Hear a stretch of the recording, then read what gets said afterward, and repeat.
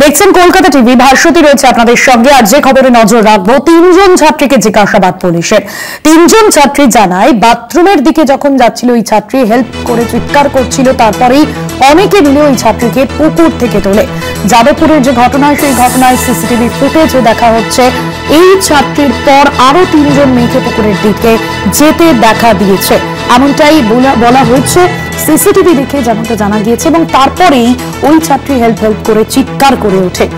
তারপর অনেকে মিলে ওই ছাত্রীকে পুকুর থেকে তোলে। ওই ছাত্রীর আরো তিনজন ওই ছাত্রীর পেছনেই ছিল, এমনটাই জানা গিয়েছে।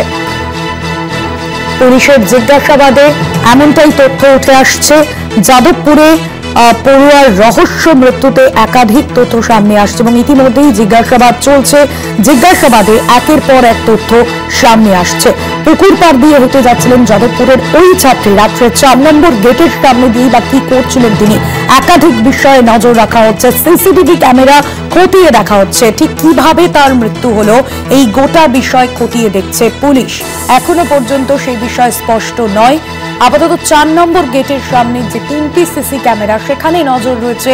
রাতে কি ঘটেছিল তার সেখানে ধরা পড়ে থাকতে পারে, এমনটাই জানা যাচ্ছে। ইতিমধ্যে ওই ছাত্রীর দেহ ময়নাতদন্তের জন্য পাঠানো হয়েছে।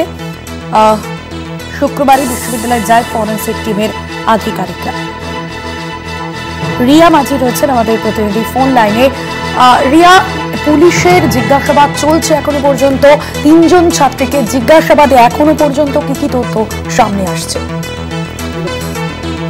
দেখো, সিসিটিভি ইতিমধ্যে অ্যানালিসিস করার কাজ কিন্তু চলছে পুলিশের তরফ থেকে, এবং সেই সিসিটিভি অ্যানালিসিস করেই আমরা সকালে যে খবর দেখিয়েছি যে ছাত্রী একাই গিয়েছিল। ইংলিশ ডিপার্টমেন্টের 3য় বর্ষের এই ছাত্রী, যার ইতিমধ্যে মৃত্যু হয়েছে, সেই ছাত্রী একাই গিয়েছিল সেই দিকে, যেখান থেকে সে পড়ে গিয়েছিল সেখানে সে একাই গিয়েছিল বলে এমনটাই কিন্তু সিসিটিভিতে দেখা যায়। কিন্তু ঠিক তার কয়েক মিনিট পর যেটা দেখা যায় যে আরো 3জন ছাত্রীকে সেই একই দিকে যেতে দেখা যায় সিসিটিভি ফুটেজে, এবং তারপরেই এই 3জন যখন সেই দিকে যায়, তারপরেই তারা সাহায্য চাওয়ার জন্য চিৎকার করে ওঠে, হেল্প করে চিৎকার করে ওঠে, এবং সেই যে 3জন যারা যে ছাত্রী, তাদেরকেও কিন্তু পুলিশের তরফ থেকে জিজ্ঞাসাবাদ করা হয়।